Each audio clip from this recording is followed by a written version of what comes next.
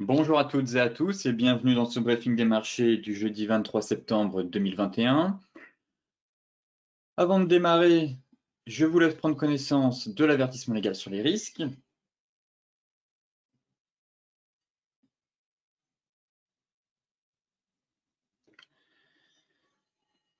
Et tout de suite, direction les marchés où les investisseurs hier attendaient un peu le fameux discours de Jérôme Powell après cette réunion du FOMC qui a duré 2 jours.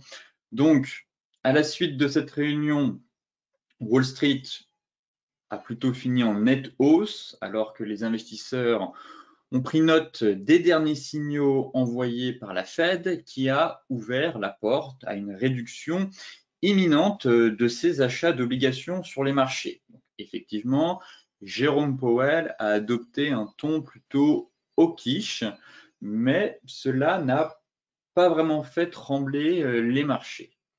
La fin de séance, comme je vous le disais, a été agitée après le communiqué publié par la Banque centrale américaine à l'issue de 2 jours de réunion de politique monétaire. Et la Fed a indiqué qu'elle envisageait une première hausse de taux plus tôt que prévu, alors que les indicateurs, eux, ont continué de se renforcer. La Fed a aussi annoncé qu'elle pourrait bientôt réduire ses achats d'obligations sur les marchés et elle envisage une première hausse de taux plus tôt que prévu, comme je vous le disais, et 9 de ses 18 principaux responsables jugeant que le coût du crédit pourrait devoir augmenter en 2022. Alors, cette inflexion plutôt faucon, comme on le dit, assez hawkish du discours de la Banque centrale, n'a pour autant pas fait trembler les opérateurs de marché. Tout porte à croire que la Banque centrale a suffisamment, du moins j'estime en tout cas que la Banque centrale américaine a suffisamment préparé le terrain. Ça fait des mois qu'on entend parler du tapering. Donc forcément, au bout d'un moment, les opérateurs commencent à pricer cette news dans les cours de bourse pour justement éviter un trop fort décrochage au moment où la Banque centrale américaine mettra en place cette mesure. Donc forcément, on prépare bien en amont les marchés pour éviter d'avoir un décrochage des indices boursiers. La tendance était déjà aussi à la hausse avant le communiqué de la Fed, puisque les marchés ayant été soulagés par l'accord conclu par le groupe chinois Evergrande avec ses créanciers pour éviter un défaut de paiement susceptible de mettre à mal l'ensemble du système financier mondial. Toutefois, le groupe doit aussi encore régler ses coupons en dollars. Actuellement, le groupe a remboursé ses coupons en yuan, mais il reste ceux en dollars et donc le gouvernement chinois espère que le groupe sera à même d'effectuer le remboursement en dollars. Ce matin, nous avons eu les PMI en zone euro, plutôt décevants dans leur ensemble, mais cela n'empêche pas les bourses européennes de poursuivre leur rebond. On évolue plutôt en nette hausse dans la matinée. Les investisseurs digérant sans difficulté l'annonce d'un prochain resserrement monétaire de la Fed. Les marchés, comme je vous le disais, ont peu réagi aux indices d'activité PMI en Europe, qui ont montré quand même un net ralentissement de la croissance du secteur privé en septembre, lié notamment aux difficultés dans la chaîne d'approvisionnement.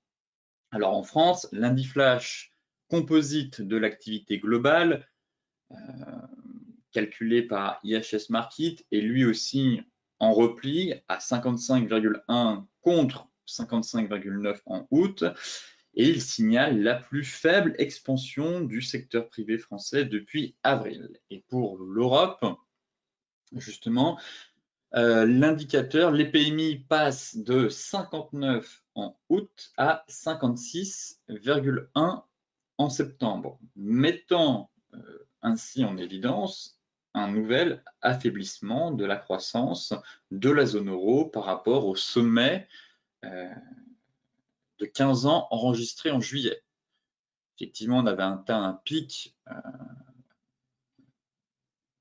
ici, jamais atteint au cours des dernières années. Le record était ici entre 2005 et 2007, 2006 même.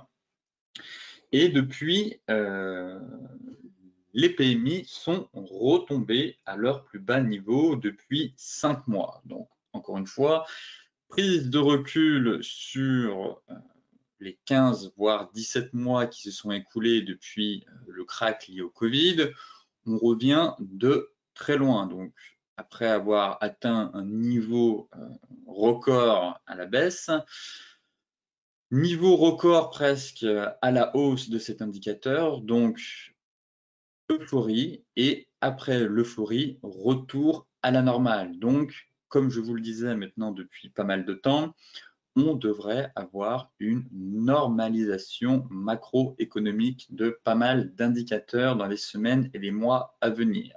Et là, les PMI sont justement les premiers un peu à se contracter, je dirais. Ce qu'il faut surtout surveiller, ce sera la ligne à 50. Car en dessous de 50, effectivement, on parle de contraction de l'activité. Pour l'instant, rien d'alarmant, si ce n'est pour moi, je constate un retour à la normale. Mais derrière, effectivement, si les PMI venaient à chuter et repasser sous le niveau des 50, alors là, forcément, ça mettrait à mal la croissance de la zone euro et on aurait même une contraction de l'activité. Ici, nous avons les prévisions de Goldman Sachs suite à la correction après les déboires d'Evergrande, et force est de constater que Goldman Sachs n'a pas changé son fusil d'épaule. Je vous avais déjà présenté aussi ce graphique à plusieurs reprises. Goldman Sachs avait récemment revu à la hausse sa prévision sur le S&P 500 de 4000, je crois qu'il était à 4600 points à la fin de l'année, ils sont passés à 4700 et 4900 points pour 2022. Donc cette prévision a été établie durant le creux qu'on a eu en début de semaine. Et Goldman Sachs n'envisage pas, en tout cas, de correction majeure d'ici la fin de l'année et reste sur ses positions avec un S&P qui devrait atteindre, selon eux, les 4700 points. Donc, un graphique, encore une fois, que je vais garder et mettre de côté et que je ressortirai à la fin de l'année pour voir si les objectifs de Goldman Sachs ont été atteints ou est-ce qu'ils ont été à côté de la plaque. Côté graphique, le CAC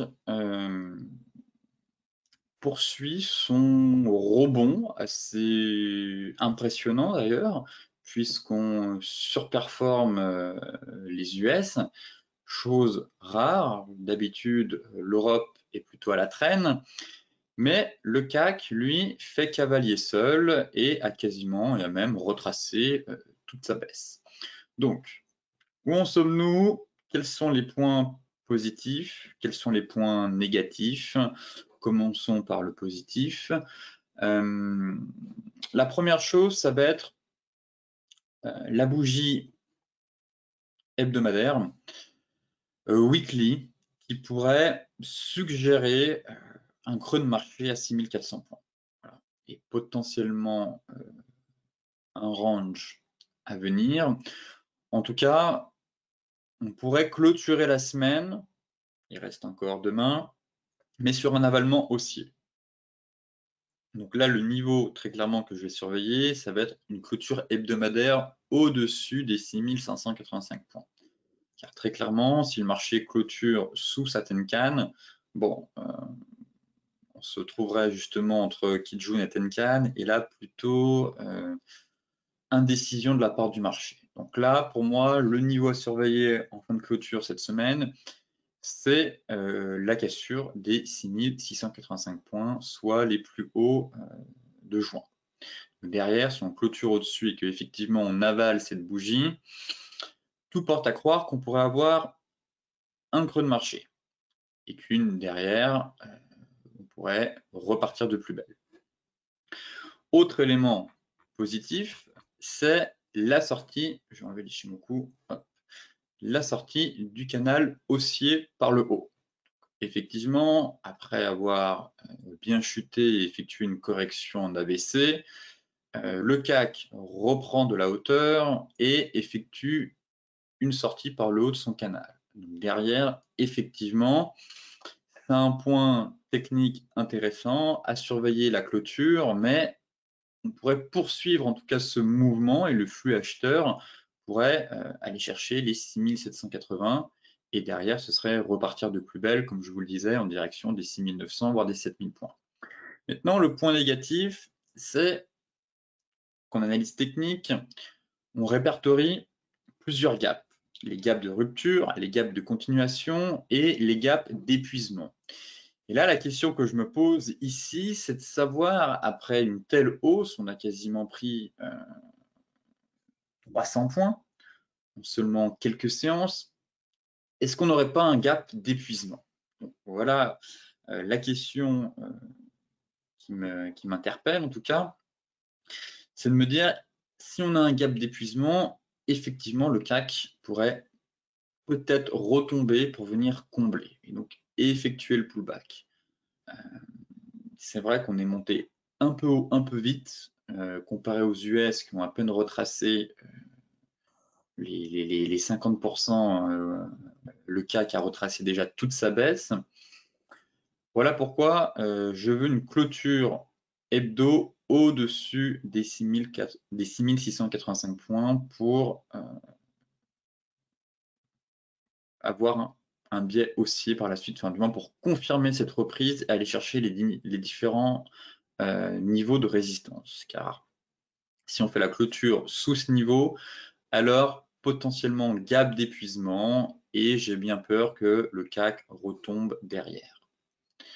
Voilà comment je vois les choses actuellement sur l'indice. Pour l'instant, ça tient, on est au-dessus de la zone, à voir la réaction des US cet après-midi. On a aussi les PMI, il me semble, à 15h45. Donc, attendons de voir la réaction des US. Effectivement, les PMI sont bien à 15h45, le PMI manufacturier. La réaction des US et surtout si le CAC retombe ou pas pour venir combler ce gap. Si ça tient, le mieux, ce serait pour moi la clôture hebdomadaire. Voilà, clôture hebdomadaire, au-dessus de ce niveau qui confirme l'avalement. Dans ce cas-là, on éloigne un peu l'hypothèse d'un gap d'épuisement et on part chercher le prochain niveau, 6780 et 6800. Sinon, si le marché commence à manquer un peu de carburant, eh bien pour moi, possible réintégration du CAC dans son canal pour venir combler le gap. Le DAX.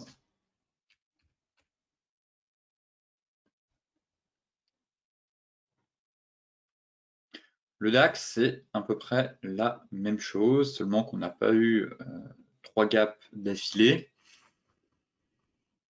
On est venu les combler entre-temps, mais ici, je trouve qu'on est monté un peu haut, un peu vite.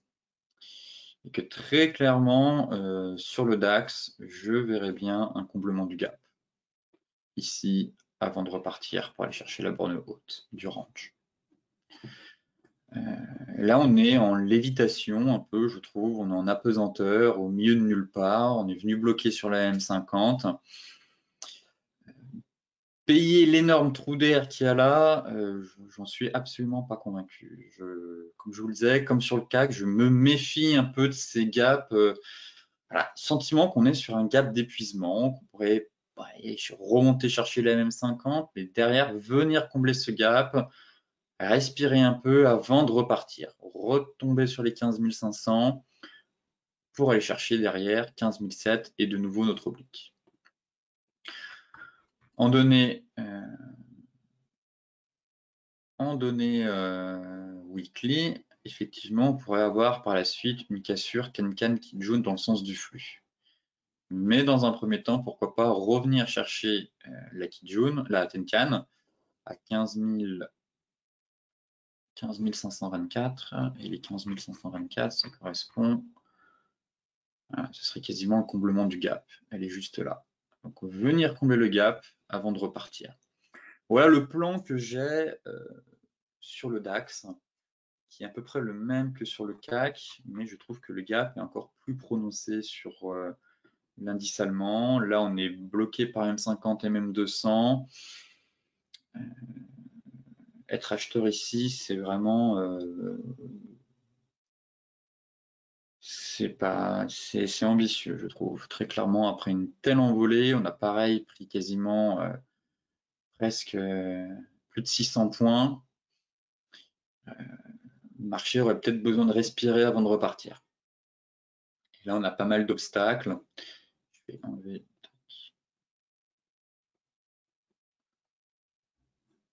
Si on reprend toute la hausse, vraiment, on est quoi? Sur les 61,8, c'est ça.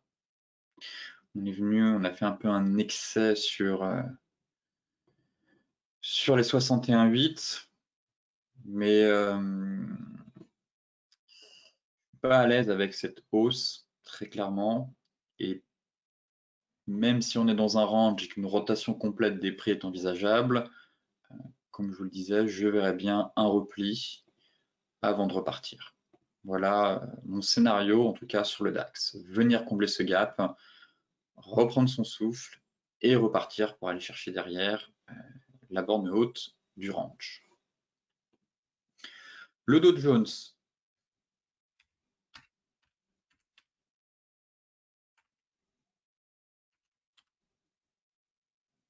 Décidément, je ne sais pas écrire. Alors, le Dow Jones, en données 4 heures, je trouve qu'on n'a pas beaucoup d'informations, si ce n'est qu'on a break notre fameuse résistance. Ce qui va m'intéresser surtout sur le Dow Jones, c'est la bougie daily qui, elle, nous donne des informations avec un chandelier de retournement. Une étoile du matin Doji en formation, très clairement. Donc là, les US, eux, si on reprend cette baisse, vous voyez, ils ont à peine retracé 38,2, alors que l'Europe a une longueur d'avance, chose rare. Mais pourquoi pas, ça arrive de temps en temps. En attendant, le Dow Jones, j'aime bien la configuration daily,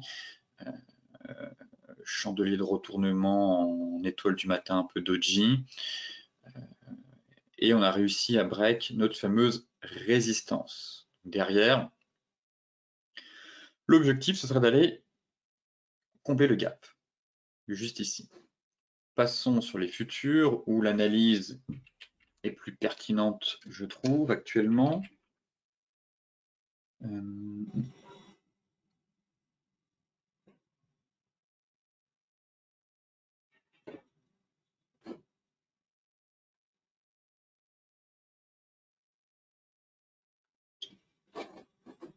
Ce n'est pas celui-là comme Dow Jones.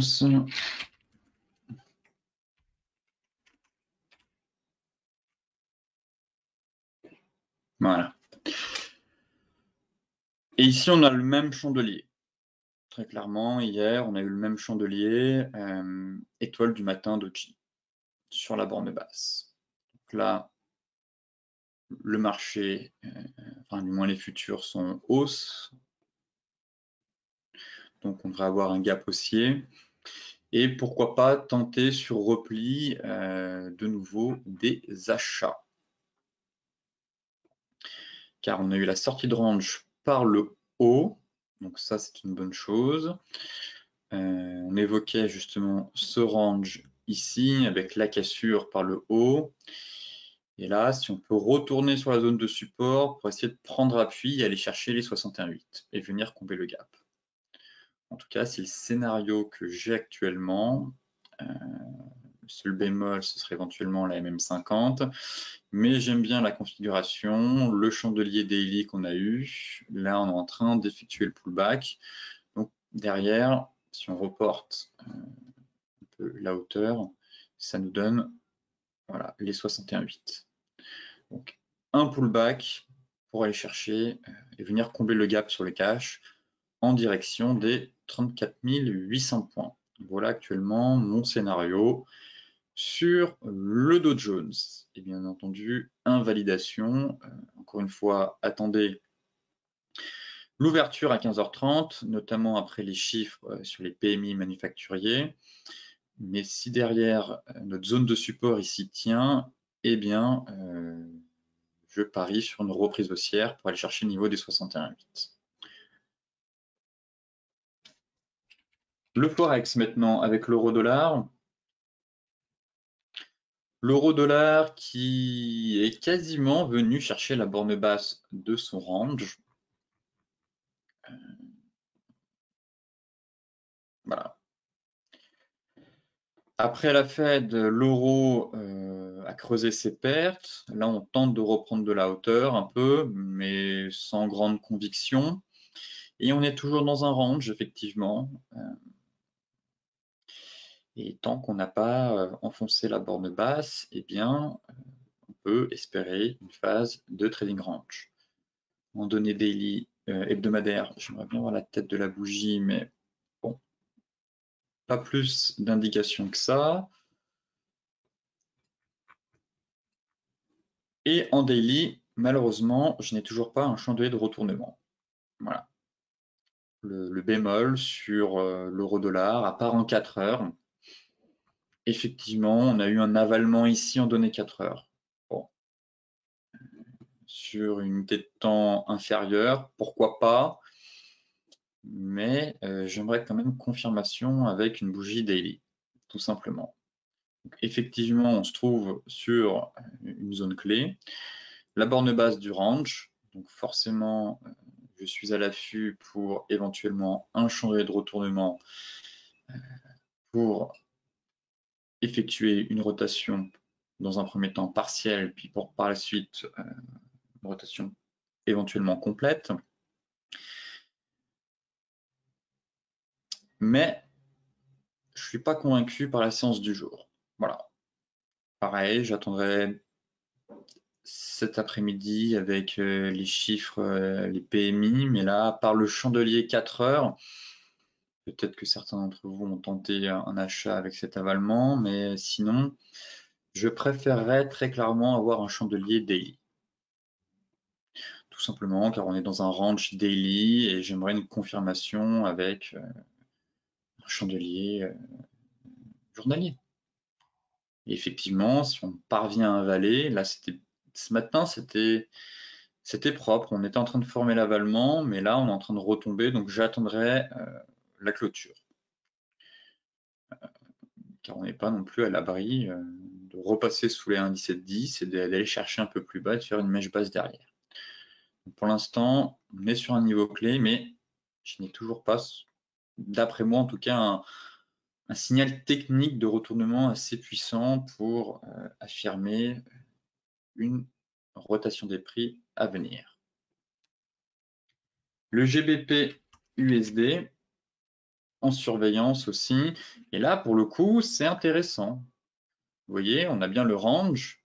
Et là, on a une super bougie flux sur la borne basse. Donc là, oui, j'ai envie d'être haussier pour viser les 1,3778, 1,3780. Donc là, c'était un plan qu'on avait en surveillance avec la divergence 4 heures. Néanmoins, elle a été invalidée avec la Fed. Je vous disais hier quand même d'attendre les annonces de la Fed. Néanmoins, vous pouvez la reprolonger, la retracer une deuxième fois. Donc ici, et là, on est en train de la valider. Elle a même été validée sur cette bougie-là. Si on prend la cassure de ce niveau, voilà, ça a été même donné sur cette bougie. Donc, encore une fois, bon, durant la nuit, c'est sûr pas évident, mais à l'open, on pouvait encore se positionner dessus. Donc là, belle divergence haussière, 4 heures validée, avalement aussi en formation. Très clairement, pour moi, je ne passe pas baissier. Je passe plutôt acheteur sur la livre sterling avec un objectif à entre 1,38, ici on a une belle zone chaude, 1,3760, 1,38. Et donc plutôt un range à venir. Mais j'aimerais bien ce même scénario sur l'euro-dollar, vous voyez, mais actuellement c'est un peu fébrile. Et la bougie, on n'a pas de bougie flux, on n'a pas de bougie impulsive. Alors que là, borne basse du range, divergence 4 heures validée durant la nuit, tout simplement, et avalement haussier en cours. Donc pareil, TP1, cette zone-là, et si on break cette zone, objectif TP2, 1,3914, 1,3965. L'euro-yen. L'euro-yen, pareil, on a eu l'avalement qui s'est confirmé hier. L'objectif, c'était d'aller chercher les 129,17, le TP1. Bon, on a fait une mèche à 129.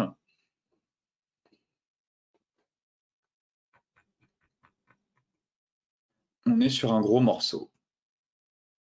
Mais je ne perds pas espoir car on a une épaule, tête-épaule inversée.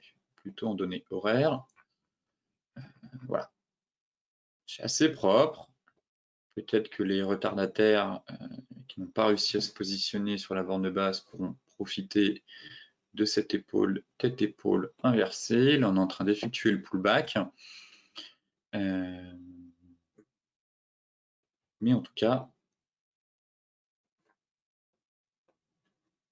voilà, on a sur la borne basse de notre range, on a eu l'avalement hier, l'épaule, tête-épaule inversée en données horaires avec un objectif aux alentours de 129,40. Voilà l'objectif pour l'euro-yen, en tout cas ce serait le TP1. Et puis, si le flux acheteur ne manque pas de carburant, 129,40, effectivement, c'est une grosse zone. On remonte son stop, on prend des bénéfices, et si le flux acheteur, comme je vous le disais, ne manque pas de carburant, eh bien, TP2, ce serait rotation complète des prix, pour aller chercher la borne haute, et TP3, ce serait validation d'un double creux, et donc là, on viserait beaucoup plus. Donc, pensez à couper votre position partiellement, garder des reliquats en fonction des différents niveaux que la paire pourrait atteindre si on amorce une belle reprise haussière.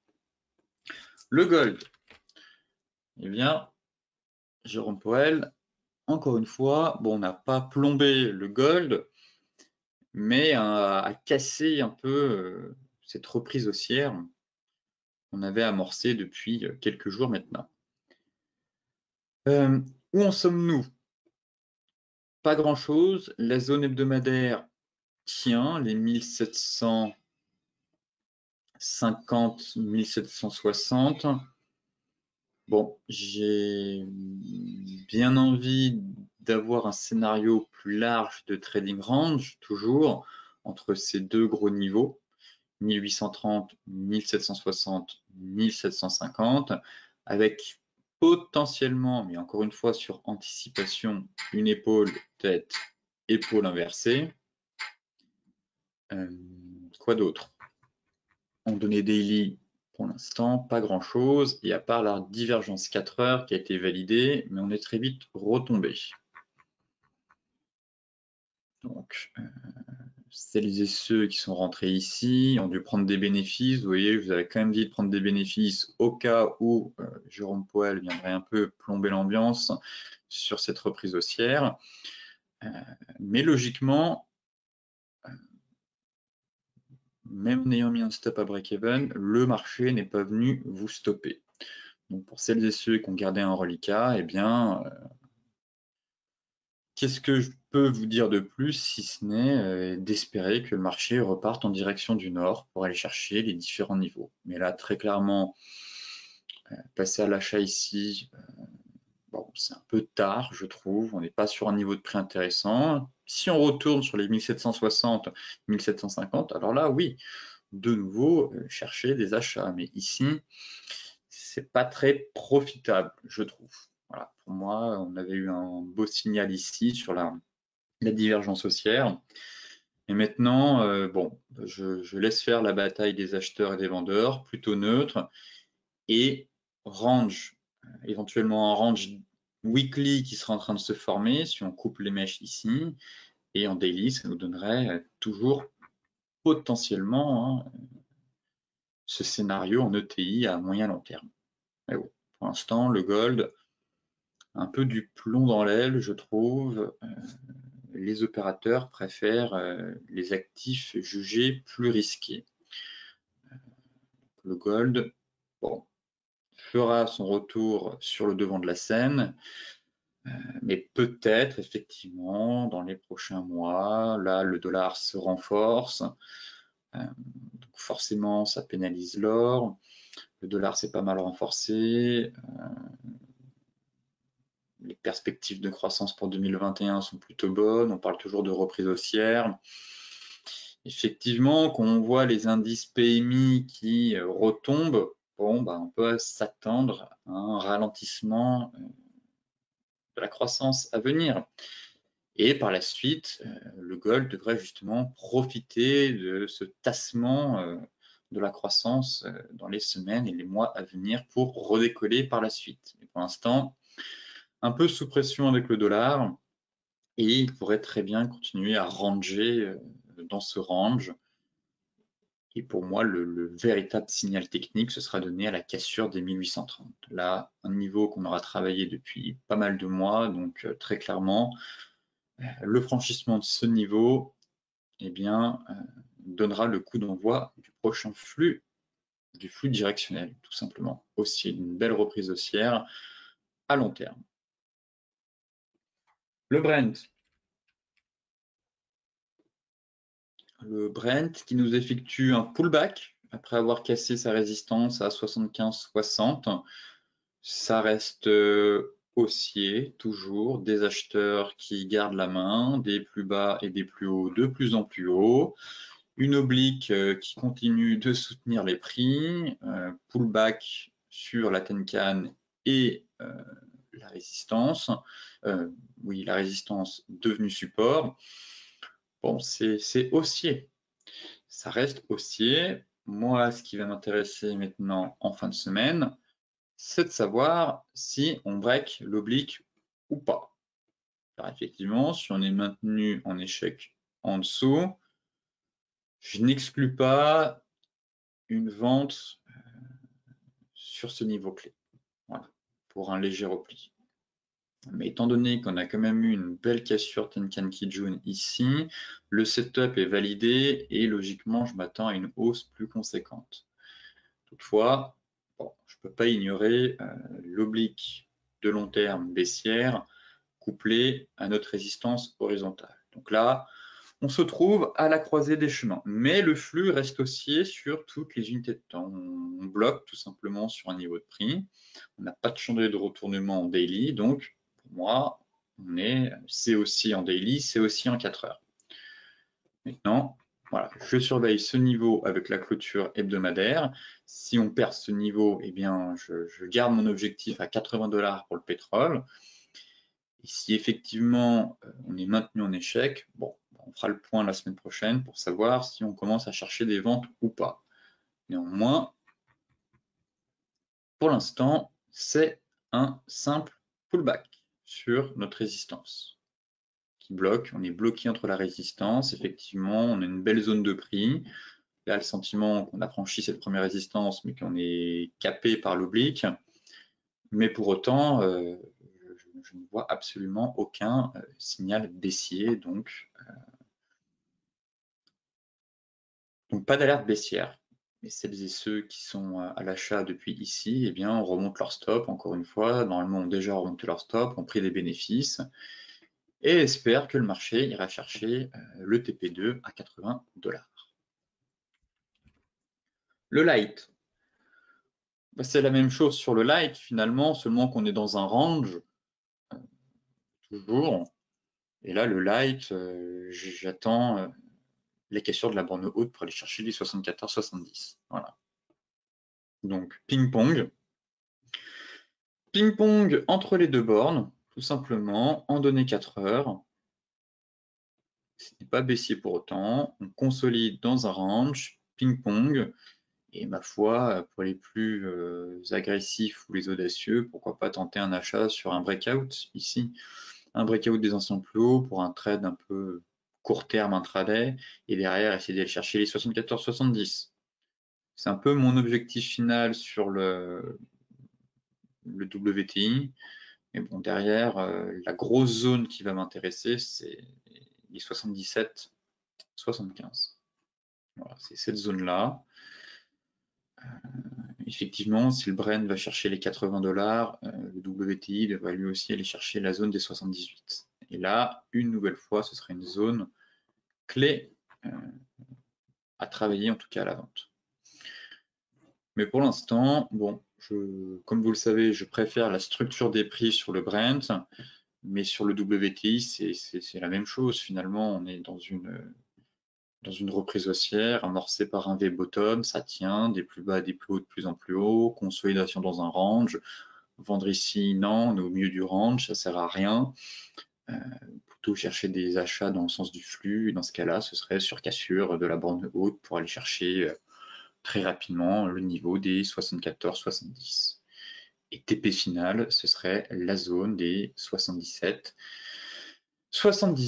$. Voilà les grandes lignes sur le secteur pétrolier.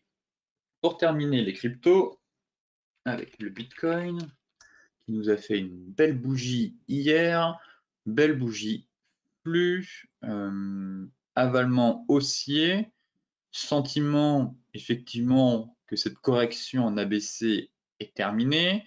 L'objectif, c'était d'aller chercher hier la zone des 44 000. Ok, c'est fait. Maintenant, il faut la franchir en parallèle de cette oblique pour relancer notre dynamique haussière. Le marché est haussier, on est toujours dans une deuxième phase de bull run avec des mouvements un peu brusques et erratiques. Néanmoins, la dynamique est haussière. Voilà. Tant qu'on tient cette fameuse zone des 41 000, pas d'alerte baissière en tout cas à avoir sur le BTC. Donc là, on est venu sur excès taper la borne le bas du nuage. Mais j'aime beaucoup, après plusieurs séances de baisse, une correction en ABC, une belle bougie haussière sur support, à savoir un avalement haussier. Pour moi, j'estime que le BTC a potentiellement fait un creux de marché. Là, on est sur la résistance des 44 750. Et bien maintenant, j'espère que le flux ne va pas s'essouffler, qu'on va break ce niveau, break notre oblique. Une fois qu'on aura franchi tous ces niveaux, et bien on sera libre pour aller chercher les 50 500 $.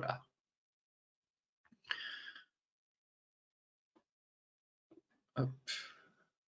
La MM50 va remonter, comme je vous le disais, en fin de semaine sur la fameuse zone des 41 000. Donc ça aussi, elle ne va pas tout à fait l'atteindre, mais au moins converger vers cette zone et renforcer ce niveau clé. Là, effectivement, on est toujours entre Kijun et Tenkan. Bon, ça, c'est un peu embêtant. En données mensuelles, pareil. La Tenkan est au-dessus, la Kijun juste en dessous, mais bon, pas plus d'informations que ça, je trouve. Et en données 4 heures maintenant,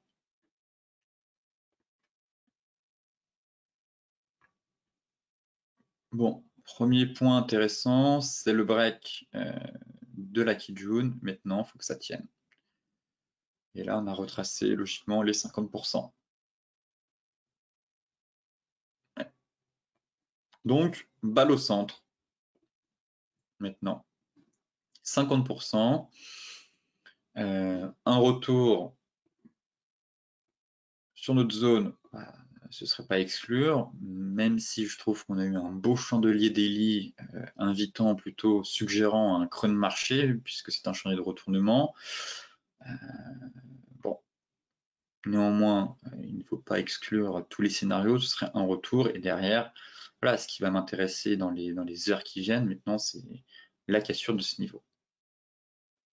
Pour aller chercher une autre oblique, et ensuite ce sera objectif 5500 $.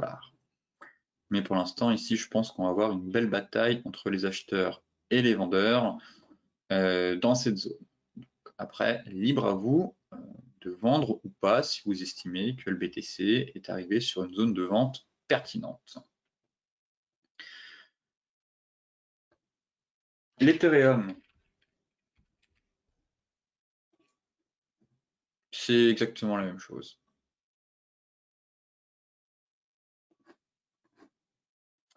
C'est exactement la même chose que le BTC. Voilà, on est sur les 50%, on est bloqué entre les 50 et les 38,2.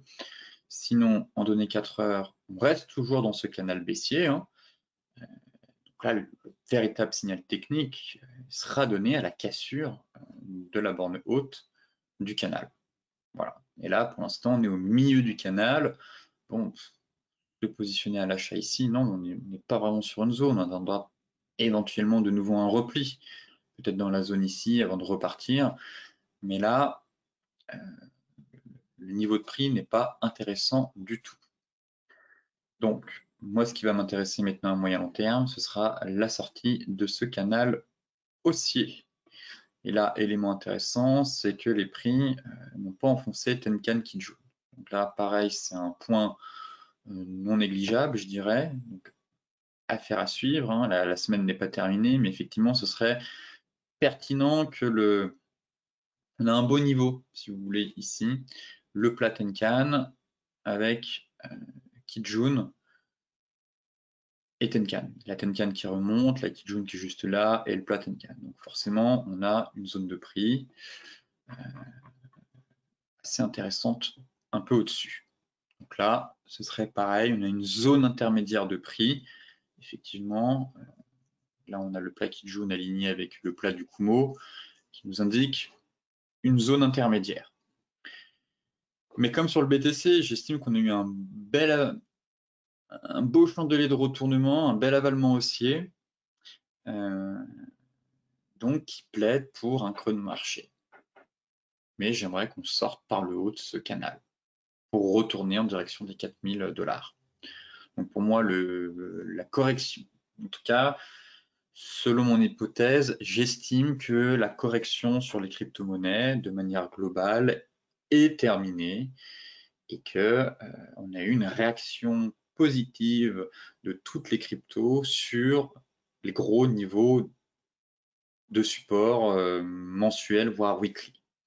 Donc face à cette réaction couplée avec un chemin de retournement pour la plupart des crypto-monnaies, j'ai bien envie de croire à un creux de marché et à une reprise haussière à venir dans les prochains jours.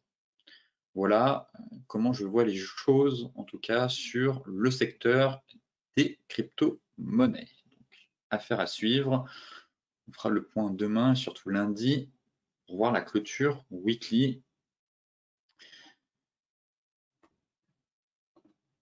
Sur ce briefing des marchés touche à sa fin. Je vous souhaite donc une excellente journée, de très bons trades. Et je vous donne rendez-vous demain pour de nouveau discuter et faire un point complet de la planète finance.